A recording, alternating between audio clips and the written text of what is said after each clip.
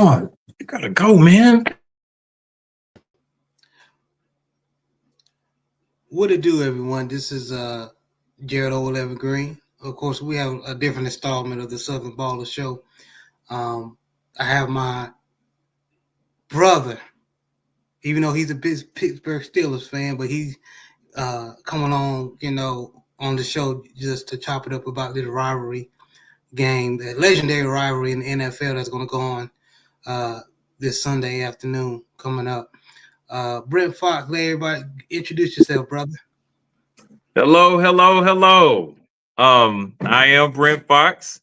And I also have a YouTube show called It's Just Me, hosted by Brent Fox, where I usually break down both football and boxing on YouTube. Generally, I do it on Thursdays. I actually recorded right before I did this show today, breaking down the Amanda Serrano versus Katie Taylor, and also Mike Tyson versus Jake Paul fight. So go check that out when you have a chance. Please do. But yeah, I need y'all to see this. Oh Lord, Man, I need y'all to see this. yeah, we gonna see Sunday. We gonna see. What you about to say, JV? Man, that need to be hanging. That need to be hanging by a bathroom or bathtub or something, bro. To be honest with you, bro. Whatever. Yeah, y'all lucky that I didn't bring a bucket of KFC in here and slap a Baltimore Ravens logo on it. Oh, okay. Oh, so the bucket. So okay. So you're gonna be interested. Definitely gonna be interesting, man. But let's talk about this Baltimore versus Steelers rivalry, Pittsburgh Steelers rivalry, man. Brent, when was the first time you became a Baltimore Ravens fan? Excuse me, a Pittsburgh Steelers fan. You think you slick? My brother, boy, you full of okay. You're trying to get in. The first time I became a Steelers fan was in 1994. Unfortunately, at that time, the Dallas Cowboys were winning championships and became quite spoiled. 1994 was the year that I was actually trying to learn more about football. It was my freshman year in high school, and the way that I was coached and the way the Cowboys played were two different things entirely. We were coached hard. Make sure that we play good defense, play intense on offense if we're blocking, run hard, run through a tackle, be able to break tackles, make a tackle if you on defense. You gotta let the guy across from you know that you there. The Cowboys on Sundays didn't do that so much. They just thought that they were so talented that they were just going to automatically beat who was ever in front of them. And if that didn't happen, they didn't know what to do. So after the Cowboys lost to the Cleveland Browns that year, I was totally turned off. So basically what I did was I started looking for teams at that point. And there happened to be a team that was in the then Houston Oilers division that played them twice a year. So I watched that particular team. They ran the ball effectively. They played good, hard-nosed football on defense. And that team happened to be the Pittsburgh Steelers, and I've never stopped supporting them ever since. Okay. JB, when's the first time you became a Baltimore Ravens fan? Man, you already know, man. It's when, my first coach was Pops. When we was and down in North Carolina, man, we was named the Ravens, our little league team. And that year, you can call it magic, fate, whatever, in 2000, the same year that Baltimore Ravens won the Super Bowl, that's the same year that, the team that that was coached by my pops, well, we won it all as well. So ever since then, I've been a Carolina, but Baltimore Ravens fan. But I like the Panthers. Nothing against the Panthers. I already respected the Panthers. I was rooting for the Panthers when Jake Delhomme and Steve Smith went against the Patriots in the Super Bowl. But as for my team that I love, um, it's it's always been the Baltimore Ravens, man. It was meant to be, man. It was hard nosed. They didn't take no crap from nobody. Um, you had to play the full 60 minutes of football to beat them, especially on the offensive side against their defense. Now, this generation of Baltimore Ravens is different, but we'll talk about We that gonna get later. into that. Yeah, we're gonna get into that. But yeah, it's same. Same thing. Little league team was the Baltimore Ravens, and we saw them on TV with Ray Lewis and Chris McAllister and Jamie Sharper and Big Saragusa and Big Sam Adams, and them winning it all in the year 2000 against the New York Giants, and been a Baltimore Ravens fan ever since. So yeah, that's the story. How we all, even the Steelers fan over here, how we supported our teams. Now, starting with Brent, what is the most memorable game of the rivalry that always sticks out to you? Man, and quick sidebar. Was that 2000 the year that Jamal Lewis also ran for 2,000 yards? No, that was following years. 2000 was his rookie year. Okay. Um, all right. The most memorable one for me was of course, the AFC Championship game in 2008, 2009. But I mean, a Of course, close, you're gonna pick that one. yeah, the close second though, because that was a hard hitting game. That was a real hard nosed, hard hitting football game. Like that was a game where Willis McGahee and Ryan Clark, God, oh my God, and Yes. yeah, bro! I thought Ryan Clark killed my boy Willis. That was nasty. yeah, I thought both of them was dead, to be honest. Yeah, that was a big hit, man. I think on the pivot, Ryan talked about it one day. He said Hmm. he hurt himself, man. But yeah, that and yeah, that game hurt my soul. No, it didn't. That's one of the games that hurt my. I think I would say that 2011 year when Lee Evans dropped the touchdown and Billy Cundiff missed the field goal. That one hurt. That was against the Um, Patriots. yeah. Salute to Big Joe, man. Big Joseph Towns. He said salute to the family. Salute to Ravens Talk with Yolanda, my Baltimore Ravens sister. No, Yeah, I Lord, got backup, Brent. I got I, backup. She said good evening. I felt like this was a trap. Now, if Suge Knight, he's a fellow. Matter of fact, I need to see if y'all interested in and collaborating with each other. Y'all both Pittsburgh Steelers fans, brother Suge Knight. But JB, what was a game of the rivalry that stuck out to you? I think it would be the game where Bart Scott knocked fire out of Roethlisberger. I know what you're talking about. That's knocked fire out of his ass. Man, love that. And oh no, I lied. It was the game where Ray Lewis made Mendenhall go sit his ass down somewhere. Oh man, you so petty. So Yeah, that's that was that Ben rookie year too. He broke his shoulder and he was done for the year, man. Yeah. yeah, man. That's my favorite moment of being a Baltimore and game.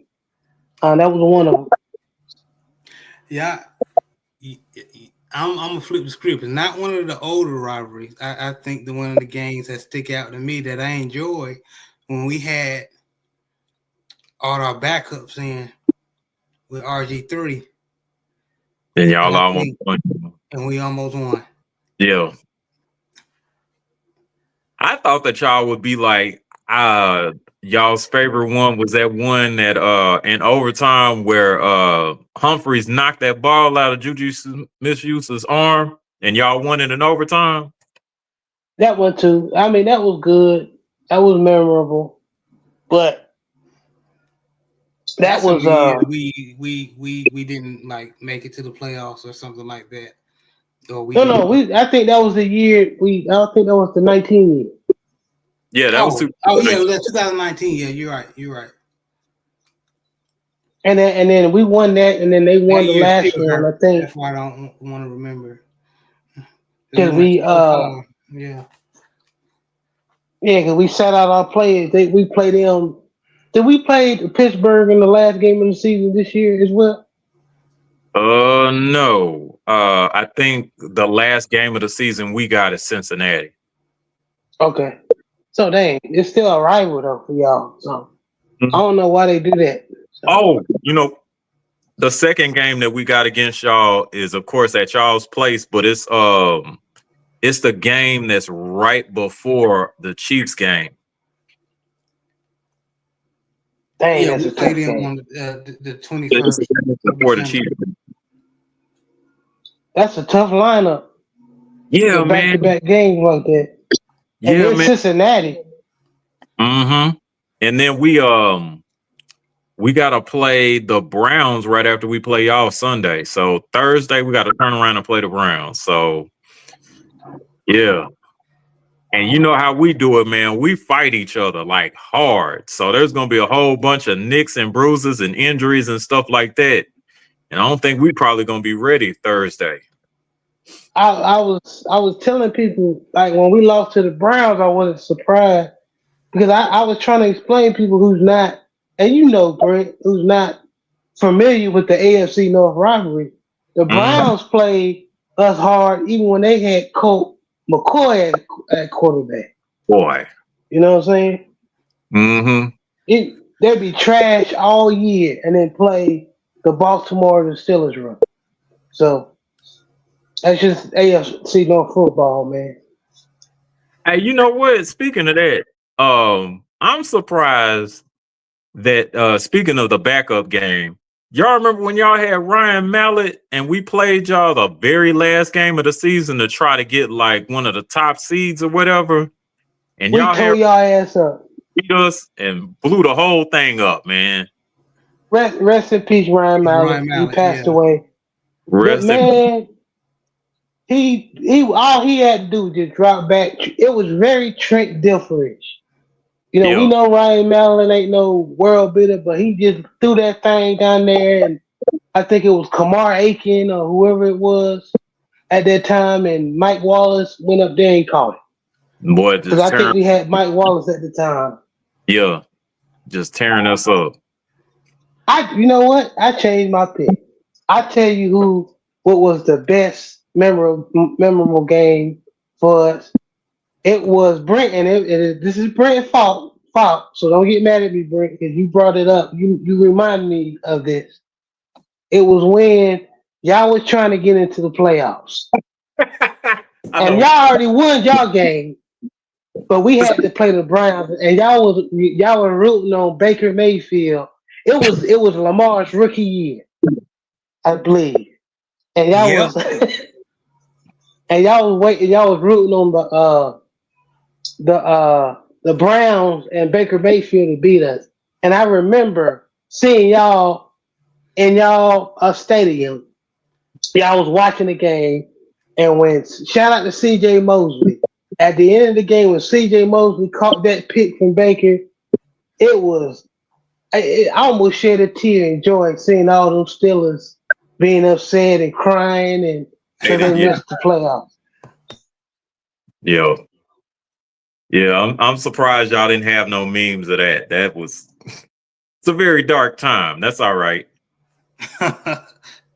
Yeah, that's our rivalry, man. But any more memories as far as the rivalry, or before we move on? Shoot, man, we might wind up taking the whole show talking about these rivalries, man. Yeah, that's why I want to move on. Right. Okay, We move got on, so much. We move got on. so much memories of it, man. Oh yeah, I will say this though, it hands down to me is the best professional football rivalry that's been right now. Like as far as like these past 2 decades, this is the biggest rivalry. I It really agree. is. And speaking about, I I'm gonna agree. go ahead and say one of the games that I want to forget. I remember when. Don't ask me what year, but I remember one year Roethlisberger was out and y'all beat us with Charlie Batch. I was so Uh, mad. Oh, I was sick to my stomach. that might have been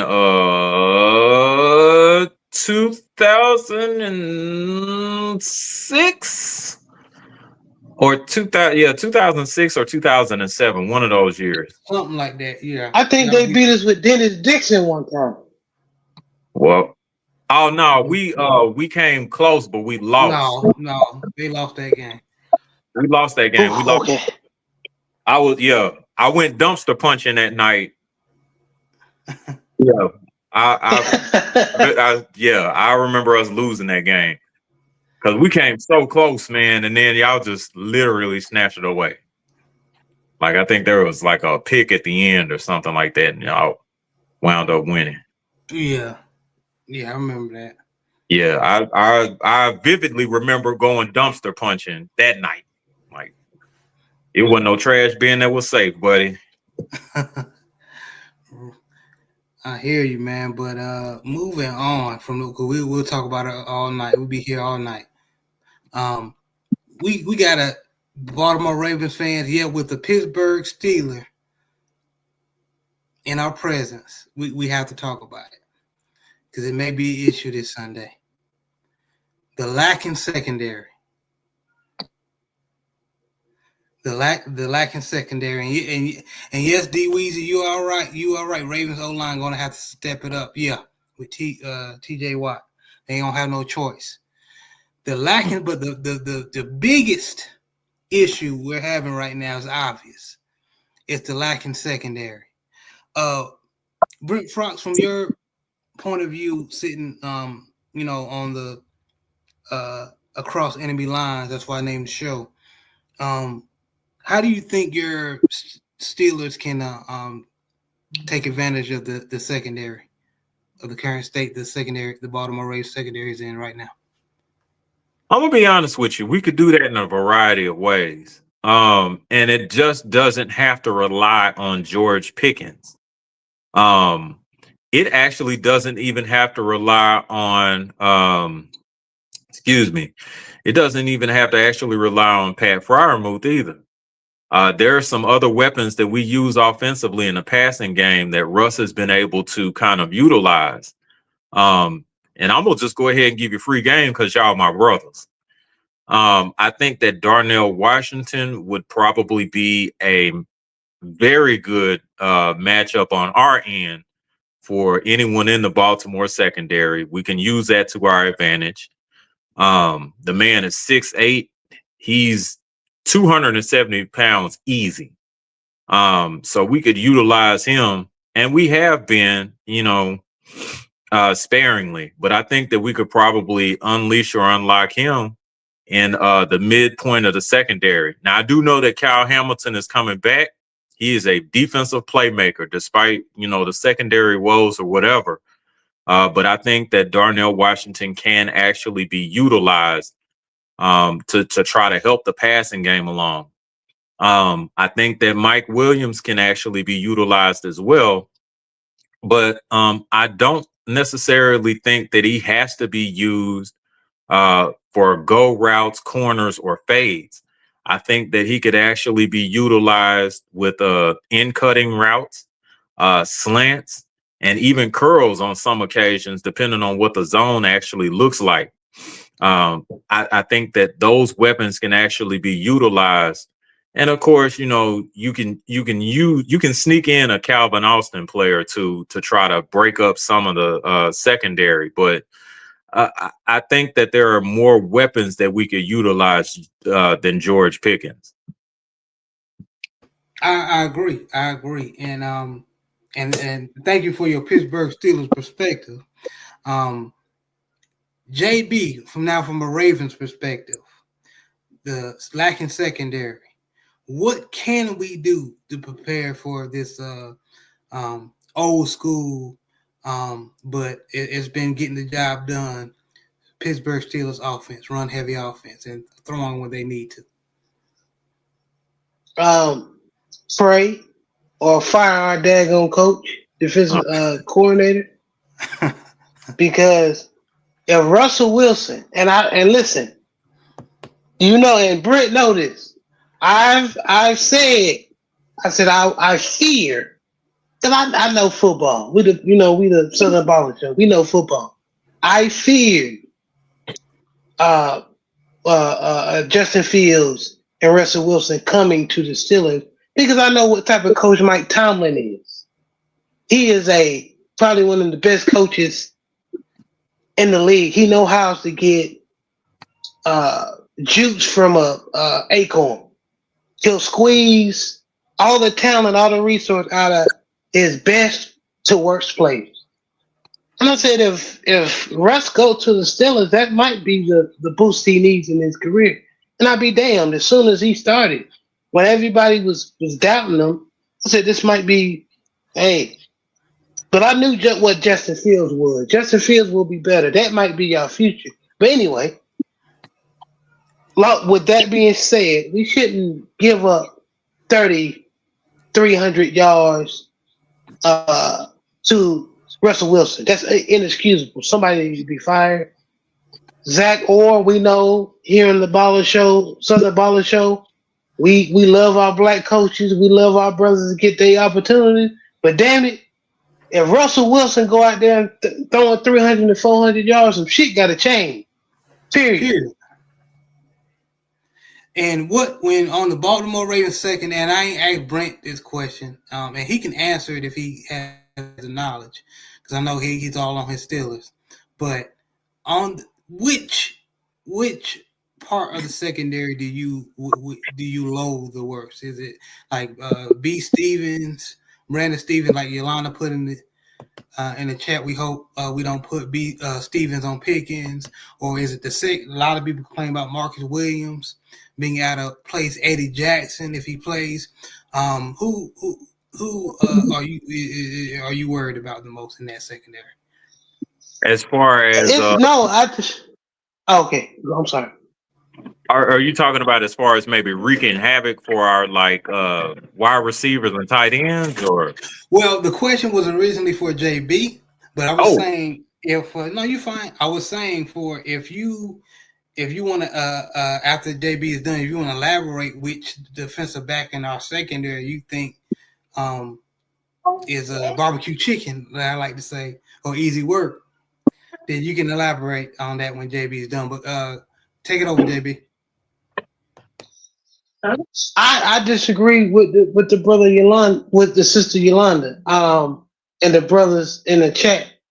I think it's Eddie Jackson. I don't want to see Eddie Jackson nowhere in the game, other than being a box safety, blitzing. I don't want to see him in the game. He's our worst coverage, and he lost a step when he was in Chicago. He was a playmaker in Chicago. Now he's turning into Tony Jefferson. I mean, y'all remember we had that one or two few good years of Tony Jefferson, and then Tony Jefferson used to get beat all the damn time. That's what Eddie Jackson is now. And I'm sure he's a good dude, man. But I'm just saying, I only want to see Eddie Jackson in the game when we blitz it. What's our boy? Brandon Stevens. Brandon Stevens, he probably needs some help. If you're gonna put him against Pickens, you need to double team. Period. Because I think if you put Stevens in with Pickens, he might make that boy look silly. Because I think he's too physical and he's deceptively fast. Because as you see in the photo, Jared got in the screen where he got over top of Marlo. And I know Marlo is hurt, but still was hurt. But I think everybody else can hold their own. And Brandon Stevens has not been playing terrible this year. I think what gets me about Brandon Stevens, he don't turn his head around. I'm gonna let you finish the cap. Go ahead. He don't turn his head around. He be right there, like when we're backed up in the red zone, and all you got to do is just turn around. And he had a pick last game against Joe Burrow. They called it out, but he turned his head. He had the right technique. He turned his head and looked for the ball and caught it. But here's the biggest issues in more of the secondary. We've seen it with the linebackers too. But in the secondary, what would Yolanda put? Why are we still having communication issues with our safeties? It's week 11. Oh, that's coaching. Yeah. That's coaching. That's coaching all day. I mean, if you're in the week, what week is this? Week 11, like Yolanda put, and you still having communication issues, people not following their zone, people taking other people's zone, like Arthur Morlett did, and then I know people was trying to blame it on the young boy from Clemson. What's that boy name? 23, Simpson. But if you watch, shout out to Seth Talley. I was watching him. His breakdown. That was Arthur Morlett zone. And why the hell we playing so much zone in the first place? But yeah, man, like they just look lost in that zone.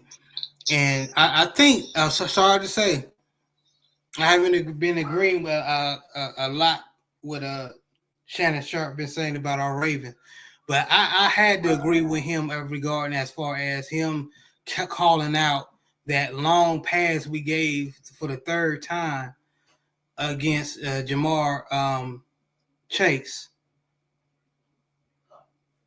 Like it was and Brent Fox gonna be back, but yeah, that was embarrassing, man. D Weezy, they taking cues from Oway. Dang, y'all know Yolanda don't play that Oway slander. Leave my guy alone. I think Oway. I'm sorry, Yolanda. And speaking of Oway always is the almost sack getting joker I ever seen in my life. He got the talent. He just need to wrap up. Yeah.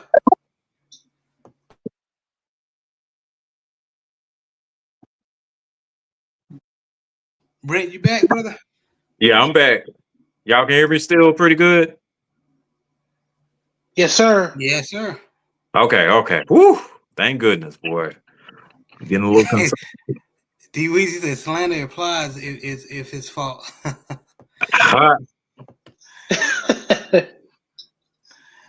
No, man, but yeah, going to your perspective as a Pittsburgh Steelers fan, Brent, who in our secondary you think the offensive coordinator or a wide receiver is most likely licking their chops at? I mean, the low-hanging fruit is Brandon Stevens. But no, I think that I also think that to JB's point, Eddie, he was never like a elite coverage safety. Like you said, he was a box safety. So if we can put him in situations to where he may constantly have to not be so involved in jumping inside the box to stop runs or just, or just have someone in his face to where he doesn't have any choice but to maybe cover flats or something like that. I think that we could probably exploit him that way. So honestly, I'm gonna go ahead and say, and I thought that Williams, the other safety, was had some things that he, for whatever reason, man, and especially like the Cincinnati game, he didn't take too many Marcus good. Williams. Oh, go ahead. I'm sorry. No, Marcus Williams. Yeah, Marcus Williams. He ain't take good angles. So maybe we could probably use something like that, especially in the open field. Yeah, I'm gonna go Marcus Williams. I like to challenge myself sometimes. So yeah, Marcus Williams. Sometimes he don't use great angles. And I think that we could probably exploit him. With some, with some deep cross routes. Maybe some post corner concepts, scissor concepts, and just kind of maybe trip him up to make him make a decision and then live with that decision. So I don't know. Yeah. And then I mean, Kyle Hamilton coming back is not doing us any favors, but I think that if we can get Williams to make tough decisions all the time, I think that we could come out favorable in that, especially with somebody experienced like Russ.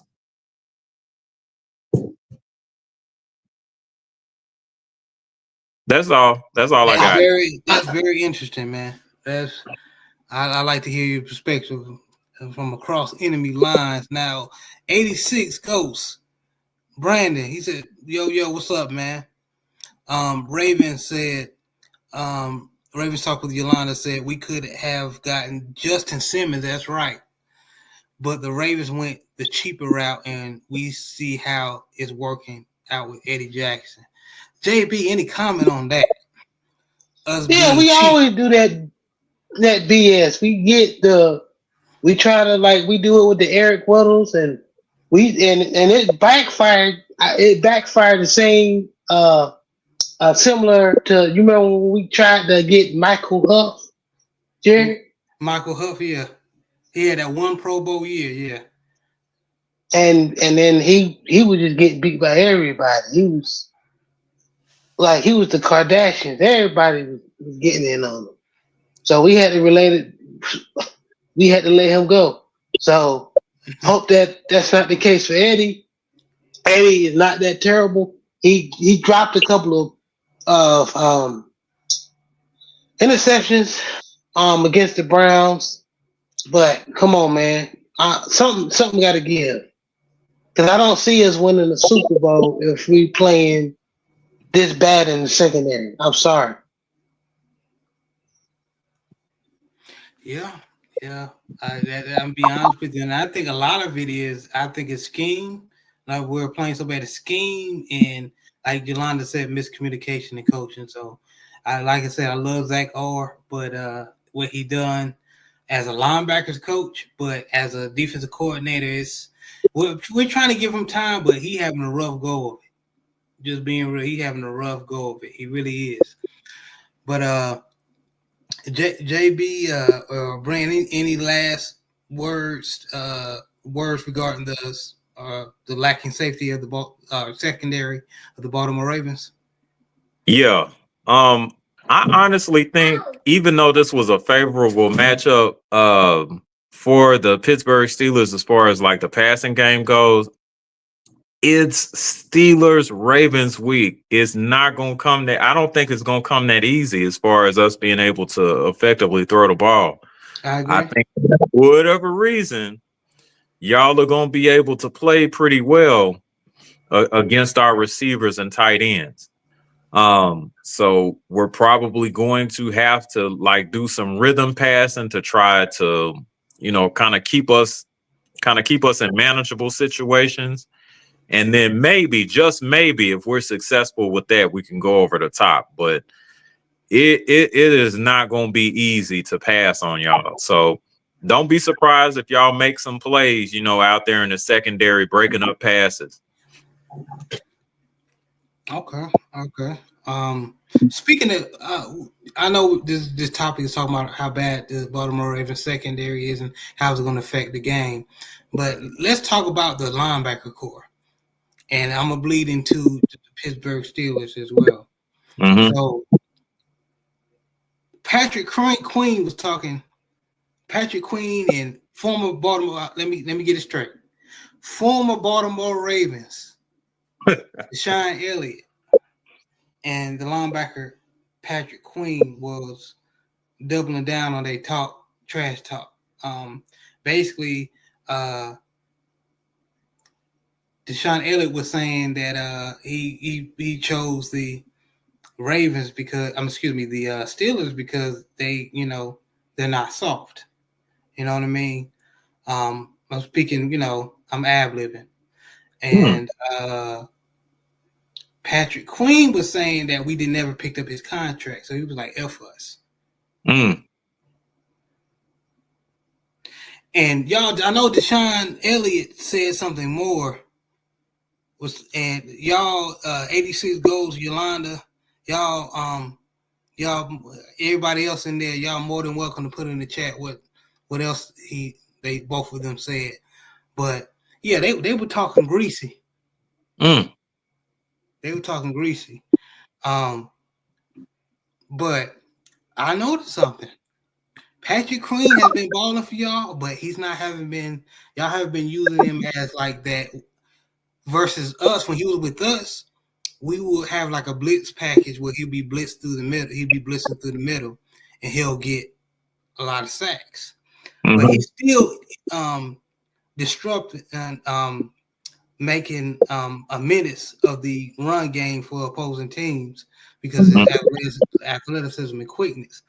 But y'all have been using them as a blitzer in your sack packages because y'all haven't really needed to. So I think that I'm gonna be honest with you. I think as far as the type of running back we have and the fullback, we use the fullback, that may play into our favor. Because don't get me wrong, I'm a break it down to you in Steelers logic so you understand. If that was Larry Foote or James Ferrier in your linebacker core, they were talented enough to take on that fullback no matter who it was and be waiting on that running back. I don't think Pat Queen can do that against Patrick Ricard and Derrick Henry. I could be wrong. No, you're absolutely right. What I would probably say to that is this. We got a guy named Landon Roberts, who thrives on former Patriot, coming through openings and smashing whoever happens to be in those said openings. I think that's going to be the guy that actually takes on Picard. And then I think it's going to be up to Patrick Queen to try to stop Derrick Henry or at least slow him down. Now, excuse me, I think that he'll probably wind up, he'll wind up having to slow down Derrick Henry. It's no stopping Derrick Henry. You slow him down. No, that's the type of guy you slow down. You don't stop him. You slow him down. So if Landon Roberts is effectively able to take on Picard, then, that's going to leave a one-on-one matchup with Queen and Derrick Henry. Now, speaking objectively, if there's a matchup between Patrick Queen and Derrick Henry, I'm going to take Derrick Henry 8 times out of 10. And Patrick Queen is a very good linebacker. Yes, he is. I just think that a Landon Roberts has to be able to effectively get in the way of Picard to make sure that he doesn't plow through and then come up and then get somebody else like in the secondary. Like if he gets on Deshaun Elliott, that is a bad sign. But and Deshaun Elliott can crack though, but I don't think. No, he don't want the Picard problems. I know that. Yeah. Yeah. So if he's as long as Atlanta Roberts is able to kind of effectively handle Picard, then I think that our chances are better. I'm not saying that it'll happen, but our chances are better of slowing down someone as dynamic as Derrick Henry. Right. And yeah, thank you, Sister Yolanda. She said Queen said Ravens never offered him a contract. Queen said, and he said he felt some kind of way about that. So Yeah, yeah. yeah. And so moving to JB, and that's why I brought up the linebackers for both for the Steelers. Mm-hmm. JB with Trent Simpson and Roquan Smith, how they been playing? You think, and based on what Queen is saying about how we never gave him a contract, so he felt some type of way. Do you think we made a mistake on how since Roquan and Trent Simpson have kind of been playing out of whack lately? You think I don't know, man. I think at that time, us moving, getting Rowe was a good idea. I think we should have at least gave him a offer and see if he would have wanted it. Because I think even though I think Trent Simpson is going to be good, I think Trent Simpson has been playing good. Heck, we got the number one run stopping defense in the league. or top three So or top him four and at least Roquan, yeah. So him and Trent, Roquan and Trent ain't been doing a bad job. It's just in the I pass think game? I think Baltimore thought that Trent Simpson could do what Queen could do and be the fast, athletic sideline to sideline linebacker. Yeah, that was why they got rid of. That's why they got rid of Queen. They thought that Mhm. Simpson was gonna be able to replace him.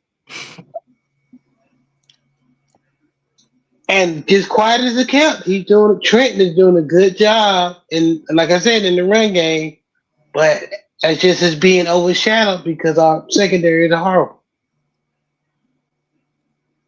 Yeah, it does stress the linebacking core, and we all know this because we got football experience.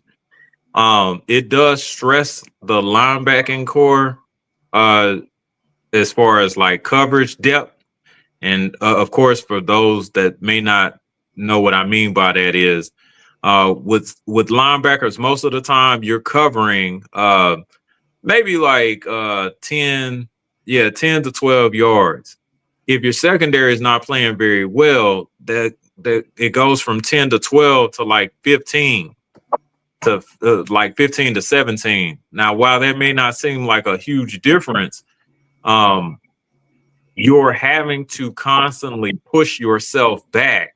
So if anybody who's intelligent knows that you're pushing yourself back, then all they're going to do is they're just going to run routes underneath and see if you can tackle them. If you can't tackle them, then it's a bigger play than it's a bigger play than what's anticipated because you missed the tackle. So yeah, it does put a lot of stress on the linebackers.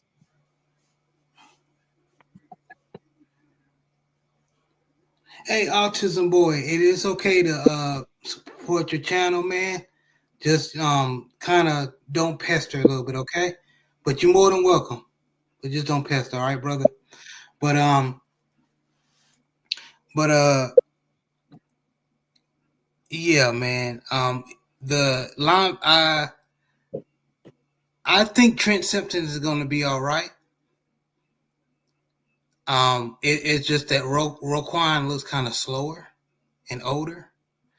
As far as in the pass game, he's still That boy coming got a beer back. belly. Yeah, What? Wait a minute. Wait yeah, a minute. he looked like he been eating good, man. He looked like he been eating good. Oh man, he going from swole con to roll con. Oh, bro. You call I, that boy swole cup? A lot of our Ravens fans, you saw D Weezy put slow roll. That's why that's an inside joke. That's why he's been putting that, man. Oh man. Oh man. I didn't know it was like that, man. He'll still And I'm gonna do tell you function, how. but Let me tell y'all something. And Jared, you can back me up because I almost lost my mind. And all the Ravens fans saw this too. We was in that damn zone against Cincinnati all Mm. game. And Rowe be trying to his out of shape behind, be trying to out there play it the best way he can. And when I saw in the zone he was matched up against Jamar Chase, I was mad. I said, I know that don't look right. Our middle linebacker on their best receiver. What the hell coverage is we playing? What is we doing? Yeah, in the definitely. slot, I think that was in the first game, right? No, it was No, in the that was. game we just played. Yeah, you're right. We did that. We did that crap again, didn't we? Yes. Rowe always end up on the receiver. That's how I know they're not playing it right. Mm. Like Yolanda said, it's communication issues. And they did the same thing against the Chiefs. Why was Rowe on oh boy, number 4 for the Chiefs? In my opinion, they best receiver as far as route running. Rice. Oh, Rashid. Rice. He got 100 yards easy. Easy. And you know what's so scary, JB? If we get our defense together, we be undefeated so far.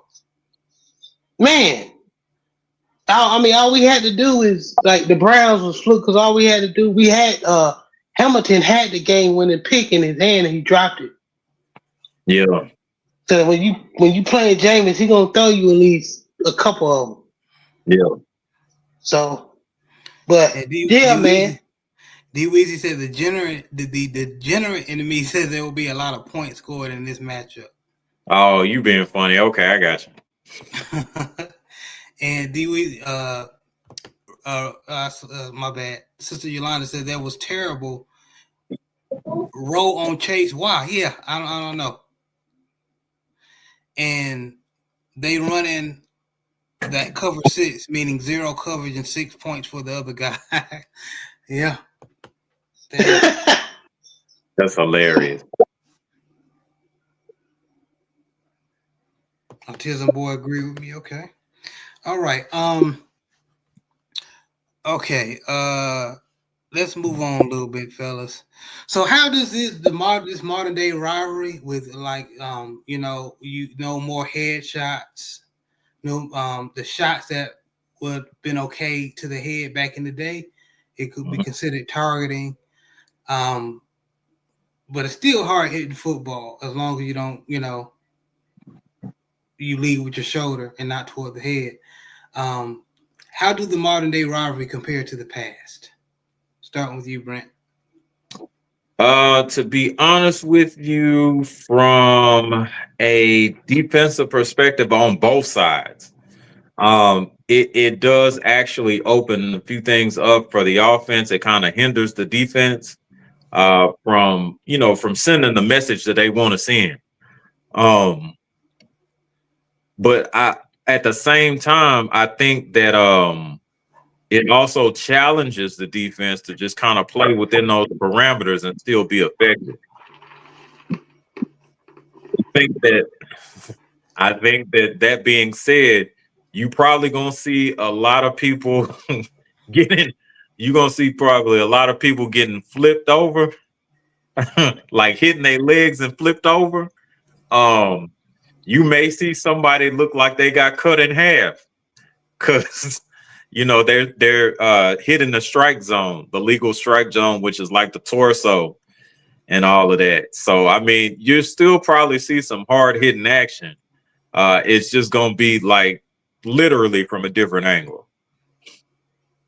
Yeah, man, and that Ryan Clark hit that he did on Willis McGahee, that would be considered targeting today, huh? It would. even though they literally collided into each other, like they collided into each other. But yeah, they probably would have threw a flag on Ryan Clark, after he woke up. But yeah, they would have flagged that play.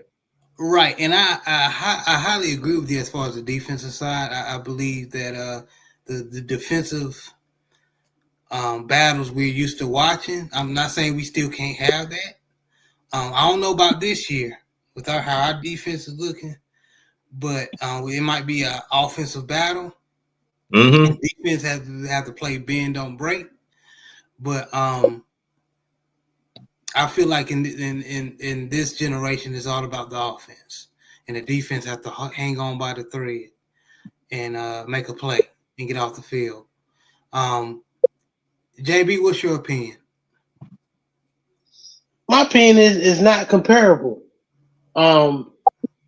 The battles we had in the past, those are. I think when you like 78 Sports TV talk about in with basketball and some of the other brothers.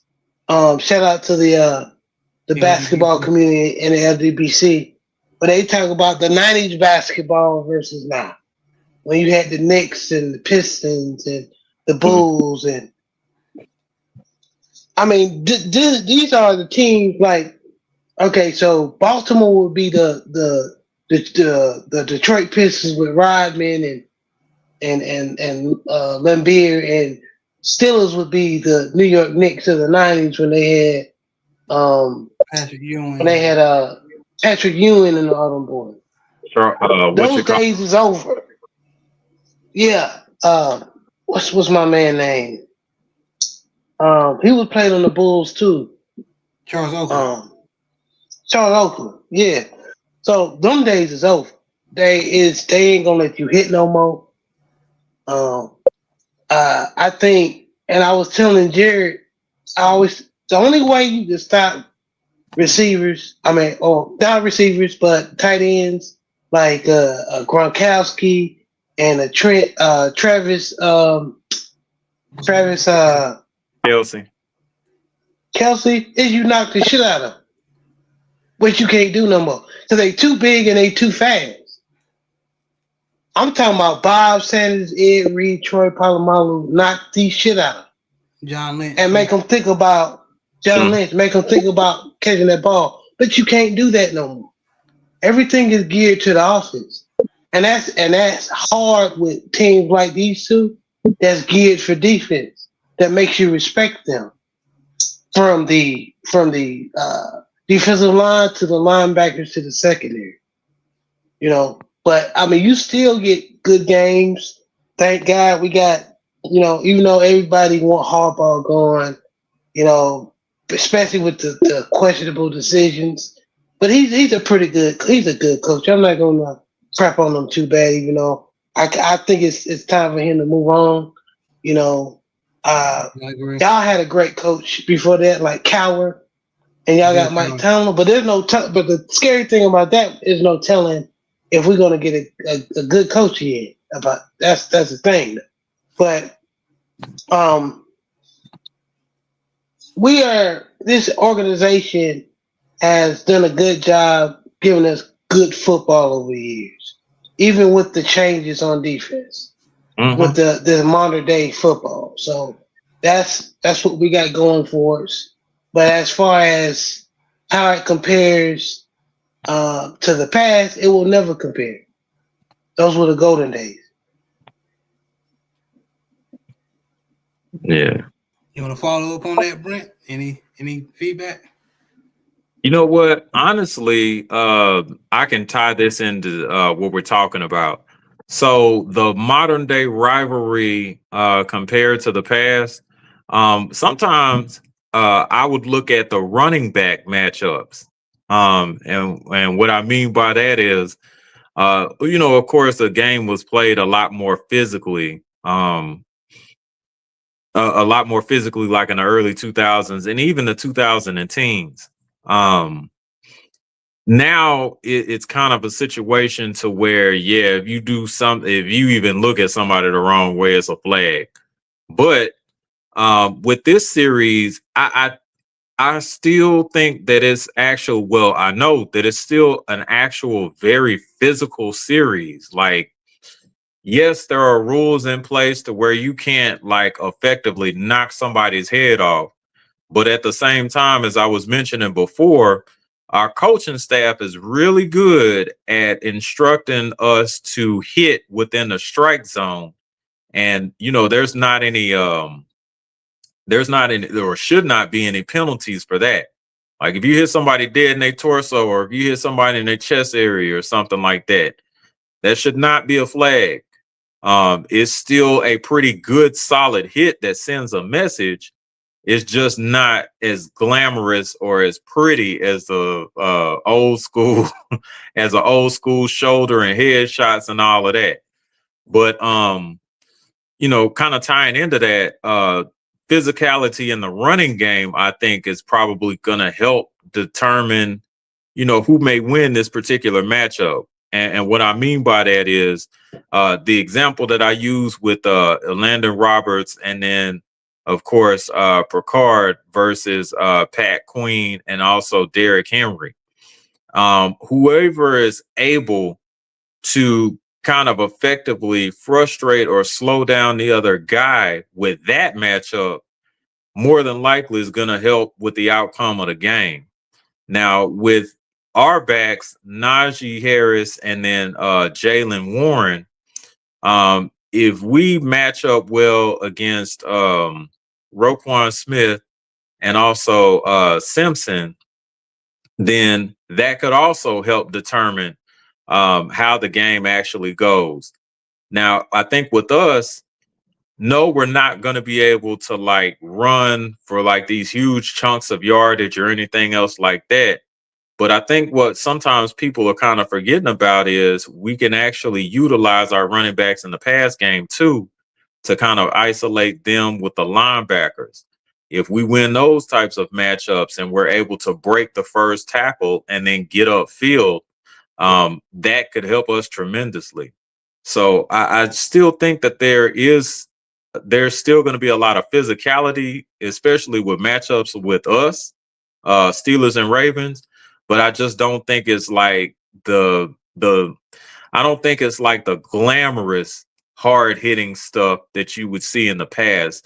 But I think that there's still good, hard, clean tackling pause that's probably going to be in this game. Well, I know it's going to be in the game. I know it's going to be in the game. Somebody's going to get flipped over. I'm telling you, somebody's going to get flipped over. Somebody's going to get cut in half. It's guaranteed, especially with this particular rivalry. Okay, all right. And Autism Boy, he said, yeah, great. It's gonna be a great game by both teams, and no, the Steelers are not overrated. Because as long as they have Mike Tomlin, they have a chance.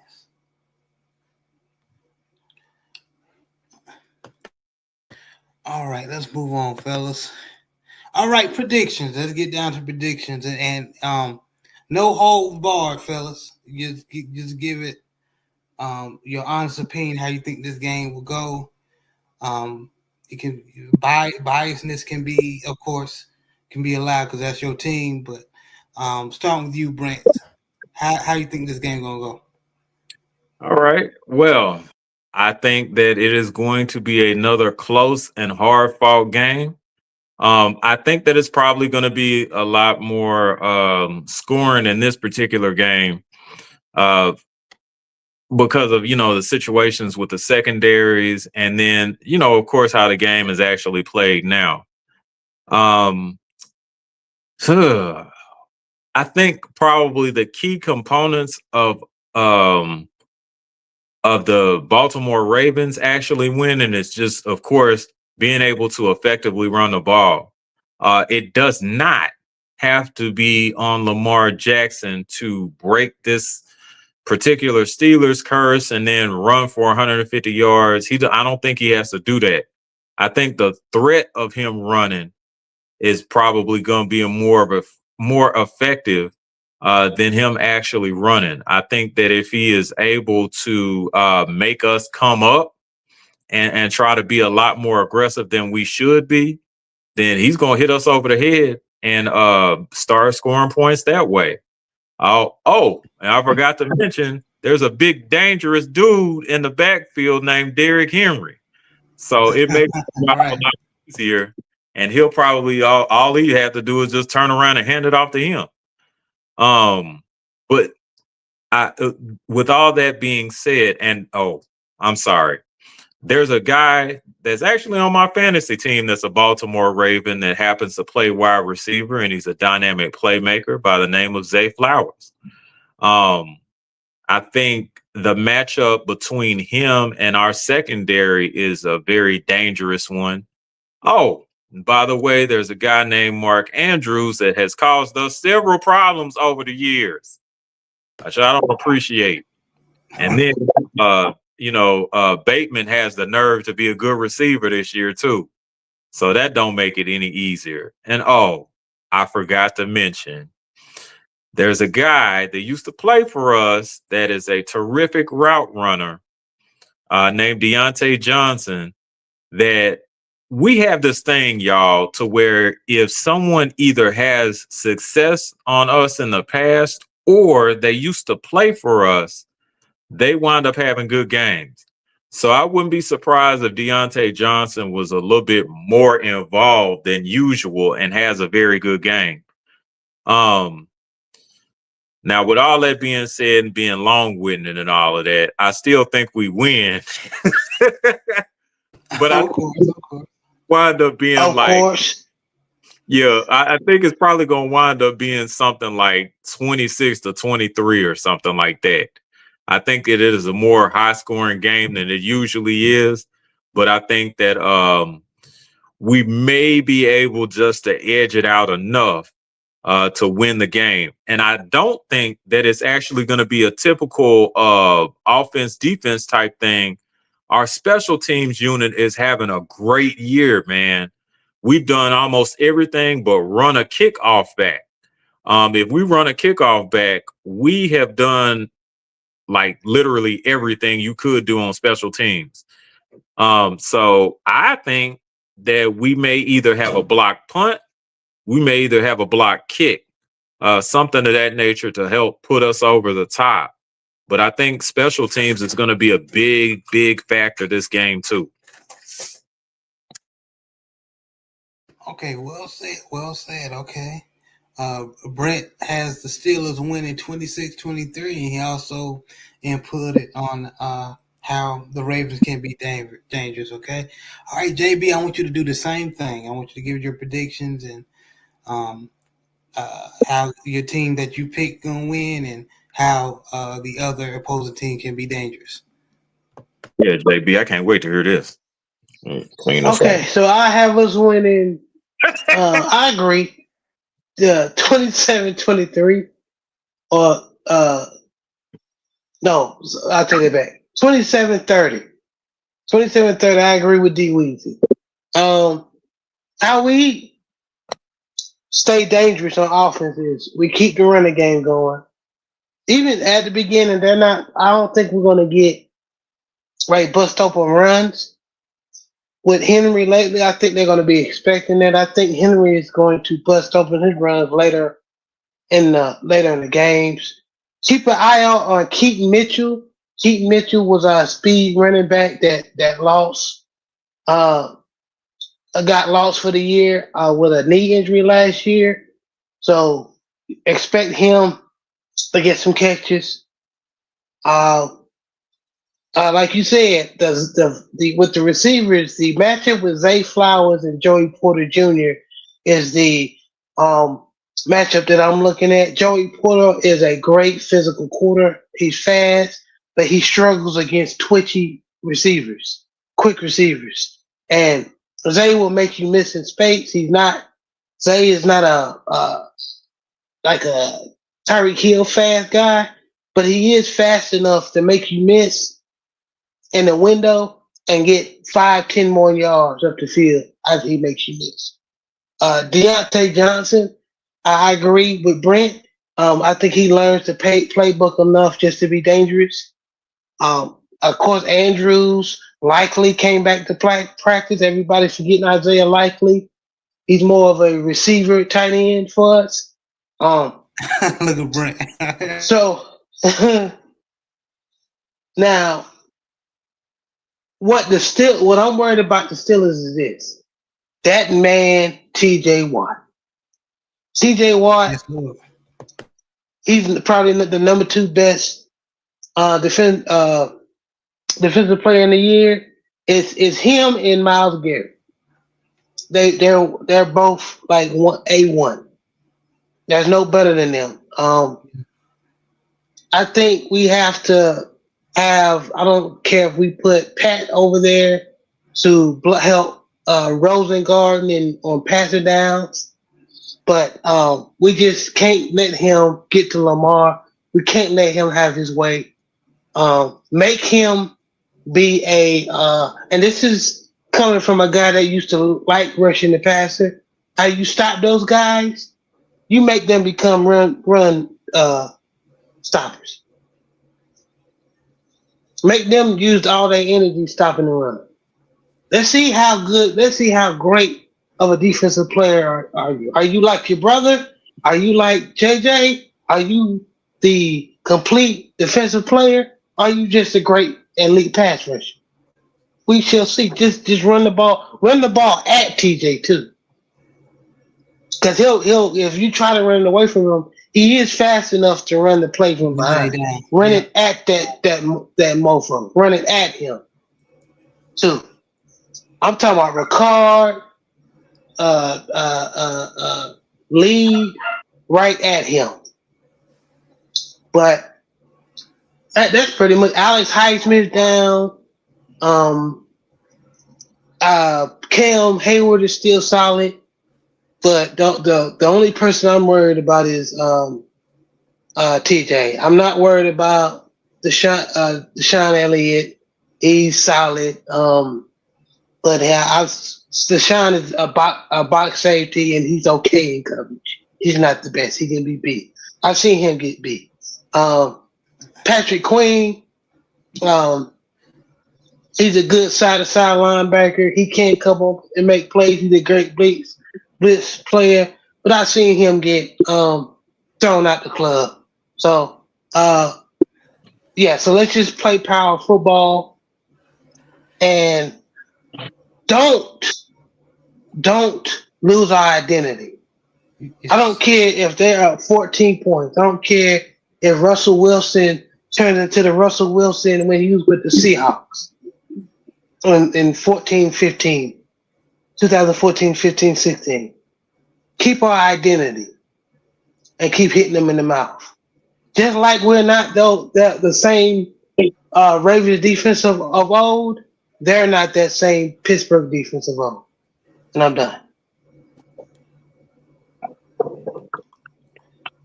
All right. My predictions, I think we win. Baltimore Ravens, of course. 30-20. Or something around that. I believe we are slow in the first half, and then the second half we pick it back up. Now, what I'm scared of is George Pickens against our secondary, and their tight end Fryer move. I believe that, especially another thing that's not we didn't mention, our defense is not good against tight ends, and I think shout out to Yolanda and brother Hendo on the Roll Pod. They mentioned that on the show. We're not good in the middle like we was last year, defending tight ends. So, like Brent said, if they're able to utilize big Darnell Washington in the middle, I know he's more of a blocking tight end, but if they get that big joker and plus Freiermuth, you know they're going to use him in the passing game. If they're able to utilize them, especially in the middle of the field, that may cause us problems. Hopefully, Zach and and Dean Pease are aware of that. But our defensive backs on the edge, I am worried about. They do have the wide receivers to go and get it if they want to. Yeah, they just got Mike Williams, right? Yeah, yeah. Oh, he injury prone. All you gotta do is hit him in the knee. He'll go sit down somewhere.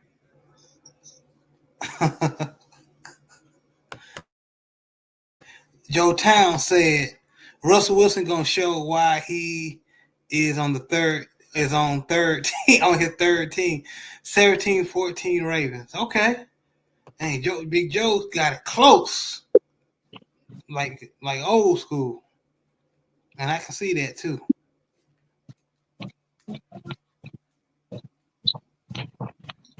Everybody picking the Ravens. That worries me.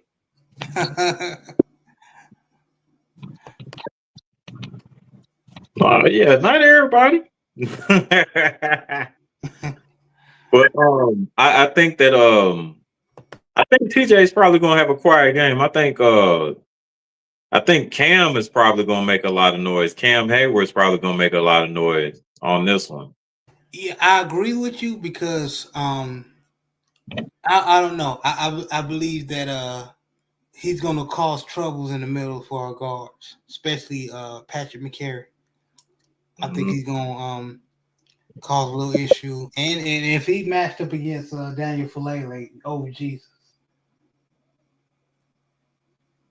And if you know, if they use TJ in the middle against Daniel Falele, oh my Lord! yeah. And then what I would probably say about the TJ thing is with us, when we play like elusive quarterbacks that are able to run, we play more or less like a contained type defense, as opposed to just trying to go after the quarterback. I think a lot of people make the mistake of feeling like, well, oh, if we pressure him into throwing, then that's a good thing for us. It's not.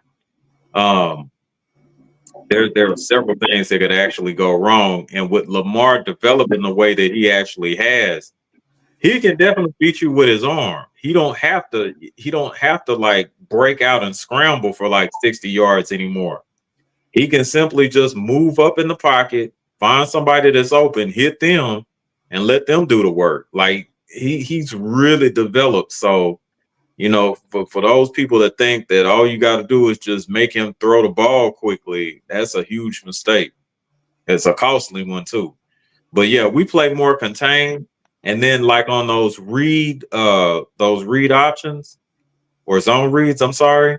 What we basically do is like a mesh point. What that basically means for those at home is we'll look at Lamar either hand the ball off or pretend to hand the ball off, but we'll hit him either way. So like if he scrambles out, he don't even have the ball, he's a potential runner. So you make contact with him. And that kind of helps slow that down. It doesn't stop it, but it does help slow it down. Okay. Just a little inside tip. Y'all my brothers, so I figured that, I give you a little bit of inside information that way. Well, I appreciate it. I appreciate it, man. And D. Weezy said Cam in the middle is more issues for the run game than TJ. Yes, he is. Yes, and Joe Town said the reason it's going to be a close game because the offensive coordinator is going to abandon the running game. Lamar is going to have to be Lamar to win. Yeah, that sounds like yeah, I agree. Sound like an offensive coordinator.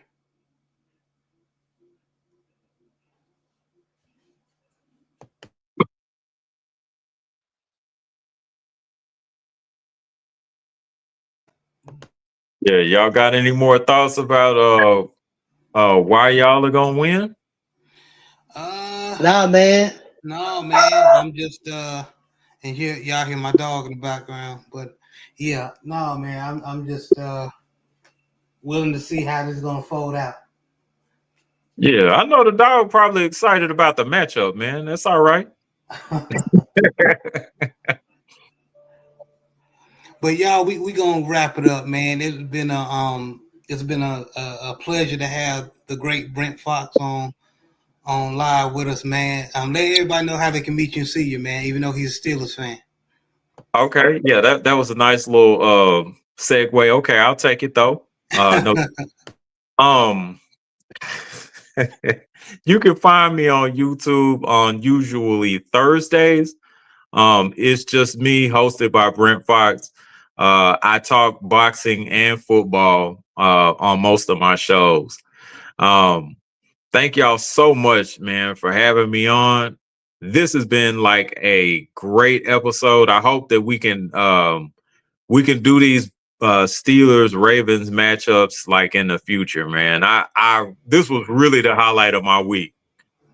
Good, man. I'm glad, man. Yes, we can do it. We can do another one the next game, man. All Before the right. next one. All right. Well, again, I appreciate you brothers having me on, man. Y'all have a nice night. Everybody in the chat, stay blessed. Thank y'all so much for coming out and supporting us. Yeah, we appreciate y'all, man. And JB, any final words before we get out of here, man?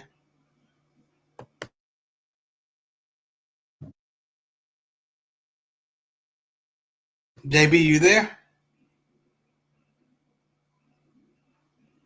I think he on mute. It's all good. Well, we thank you, Yolanda. She said great show. But yeah, we gonna go ahead and get out of here, man. Y'all have a blessed day. All right.